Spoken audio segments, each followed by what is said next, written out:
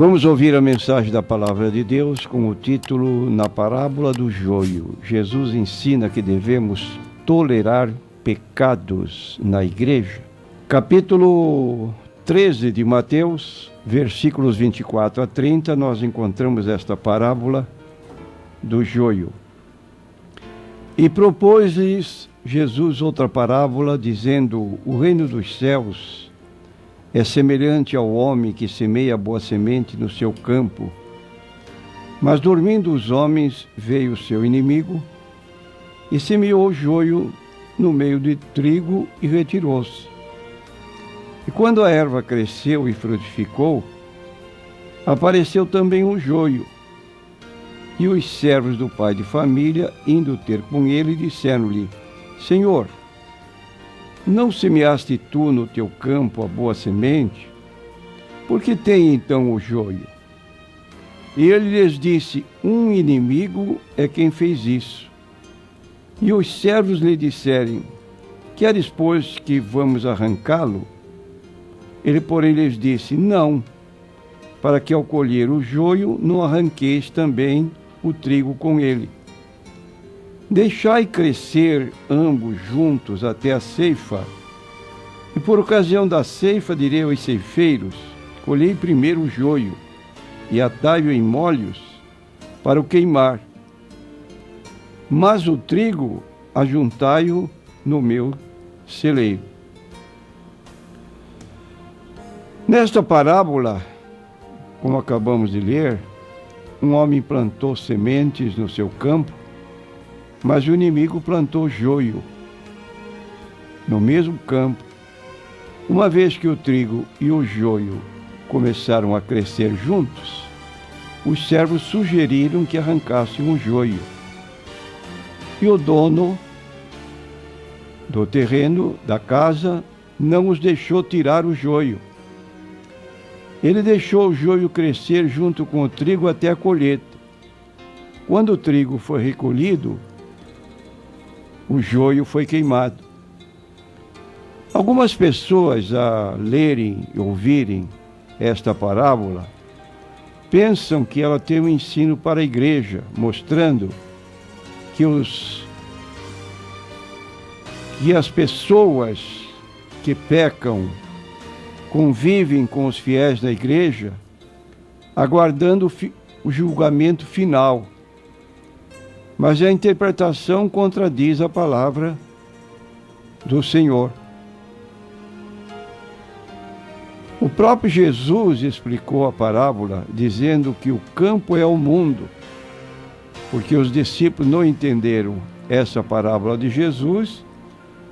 A partir do versículo 36, nós encontramos que, tendo despedido a multidão, foi Jesus para casa. Chegaram ao pé dele os seus discípulos, dizendo: explica-nos a parábola do joio do campo.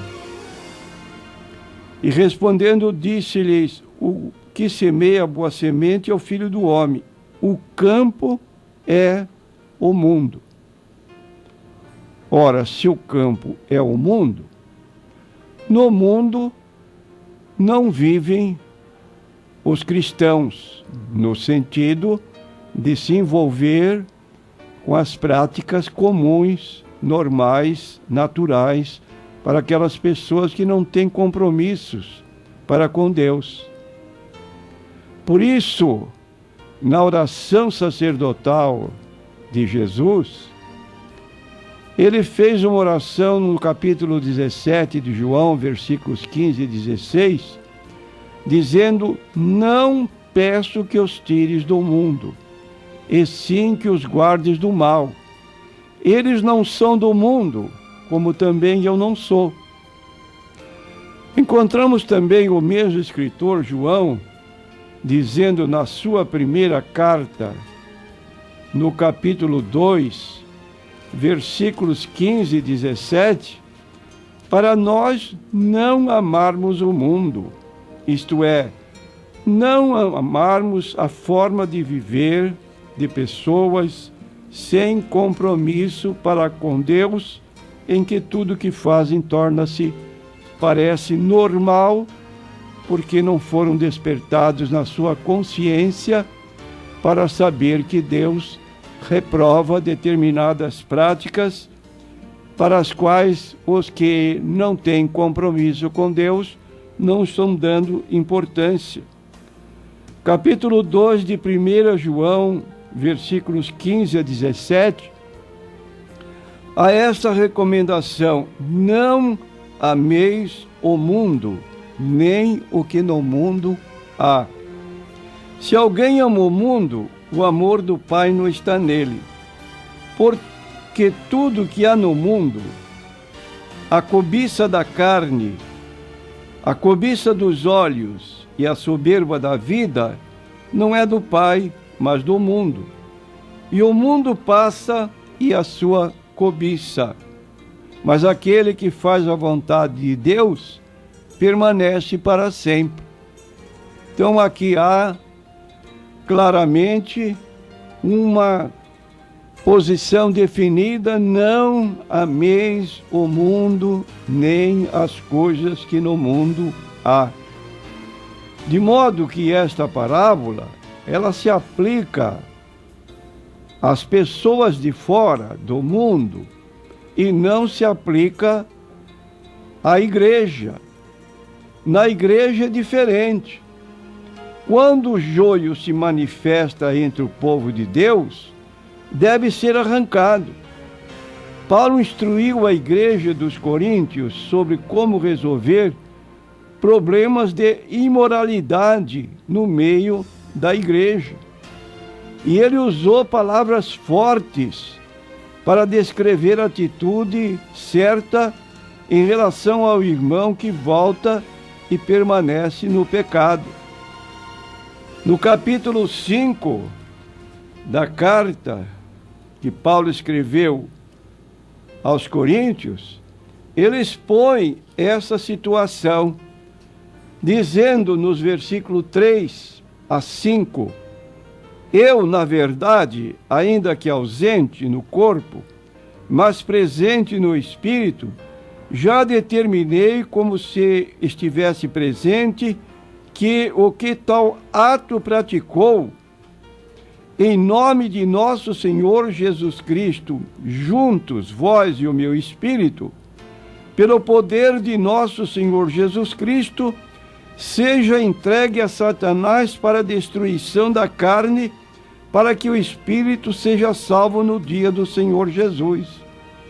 Você não concorda que são palavras muito fortes do apóstolo Paulo, falando da pessoa que vivia em fornicação dentro da igreja de Corinto, e os crentes toleravam essa situação que alarmou o apóstolo Paulo ao tomar conhecimento e deu ordens expressas no sentido de que ele fosse punido e posto fora da igreja. Ainda no versículo 7 desta mesma carta, capítulo 5 de 1 Coríntios, ele diz assim: alimpai-vos, pois, do fermento velho, para que sejais uma nova massa, assim como estáis sem fermento, porque Cristo, nossa Páscoa, foi sacrificado por nós.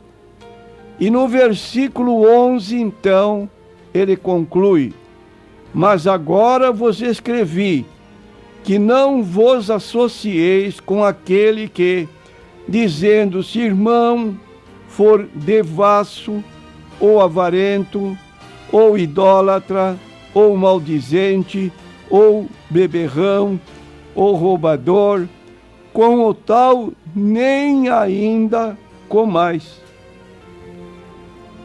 Aí está uma demonstração bem clara de que dentro da igreja a situação é diferente do mundo.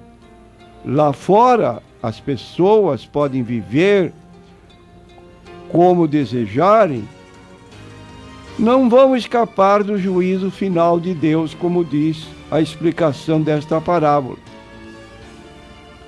Mas enquanto isso não ocorre, ficam em condições de poder viver como desejarem. Já no caso da igreja, há uma recomendação expressa para que as pessoas não permaneçam no convívio dos demais irmãos. Ainda na carta de Paulo aos Romanos, capítulo 16, versículos 17 a 19, ele diz o seguinte, na conclusão desta carta aos Romanos: rogo-vos, irmãos, que noteis os que promovem dissensões e escândalos contra a doutrina que aprendestes, desviai-vos deles, porque os tais não servem a nosso Senhor Jesus Cristo, mas ao seu ventre, e com suaves palavras e lisonjas enganam os corações dos simples. Quanto à vossa obediência, ela é conhecida de todos. Comprazo-me, pois, em vós, e quero que sejais sábios no bem, mas simples no mal. São palavras também que Paulo expõe à igreja no sentido de providências para evitar essa situação. Ainda na segunda carta aos Tessalonicenses, no capítulo 3 e no versículo 6, o apóstolo recomenda: mandamo-vos, porém, irmãos, em nome do Senhor Jesus Cristo, que vos aparteis de todo irmão que anda desordenadamente e não segundo a tradição que de nós recebestes. Essas palavras são de Paulo, todas que citei em 1 Coríntios capítulo 5, versículos 3 a 5, versículo 7, versículo 11, Romanos 16, 17 a 19 e 2 Tessalonicenses, capítulo 3 e versículo 6. Então, o mesmo Jesus que deixou o joio com o trigo no mundo, fortemente criticou uma das 7 igrejas da Ásia, a quem ele enviou a cada líder, a cada pastor, uma advertência quando notou dentro da igreja alguma situação que era anormal nessa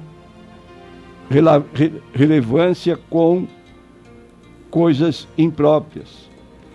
Diz assim o Senhor Jesus à igreja de Tiatira: tenho, porém, contra ti o tolerares que essa mulher Jezabel, que a si mesma se declara profetiza, não somente ensine, mas ainda seduza os meus servos a praticarem a prostituição e a comerem coisas sacrificadas aos ídolos.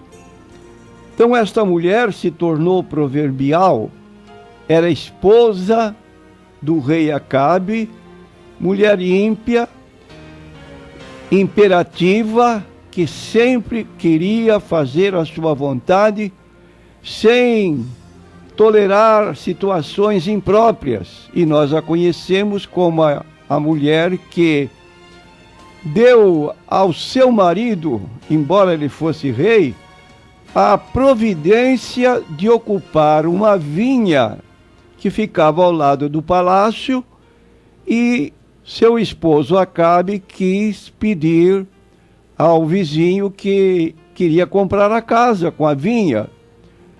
E o vizinho disse: não vou vender porque é propriedade da família e não tenho essa disposição, vender coisas da família.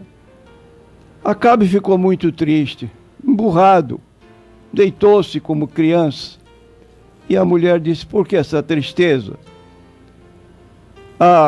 Eu quis comprar a vinha aí do vizinho, Nabote, e ele não quer vender.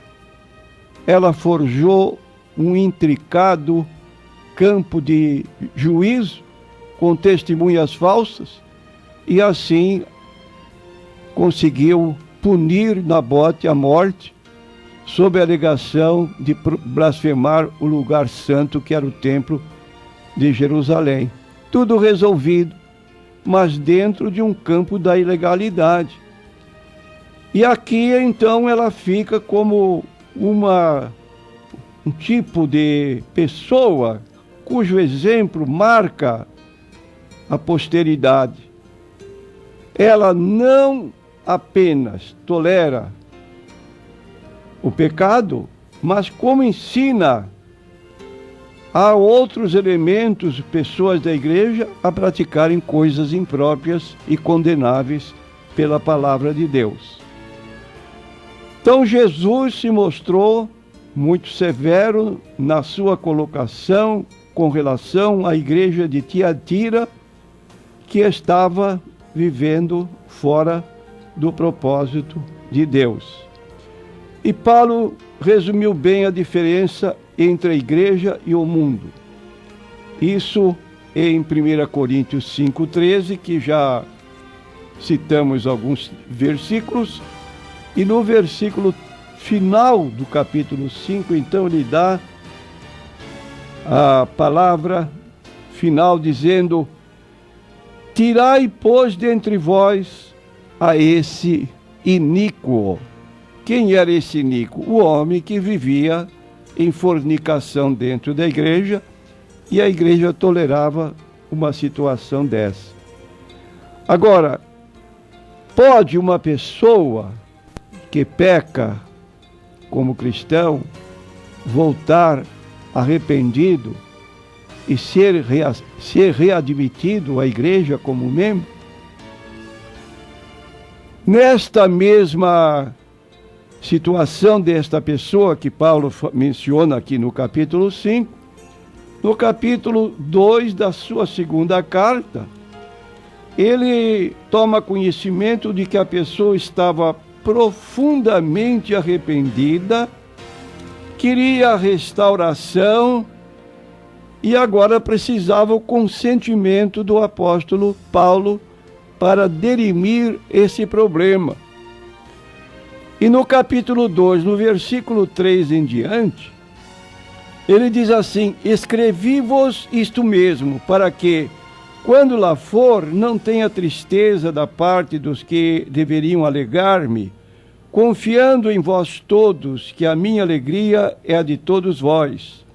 Porque em muita tribulação e angústia do coração vos escrevi, com muitas lágrimas, não para que vos entristecesseis, mas para que conhecesseis o amor que abundantemente vos tenho. Porque se alguém me contristou, não me contristou a mim, senão em parte. Para vos não sobrecarregar a vós todos, basta-lhe ao tal esta repreensão feita por muitos. De maneira que, pelo contrário, deveis antes perdoar-lhe e consolá-lo, para que o tal não seja de modo algum devorado de demasiada tristeza.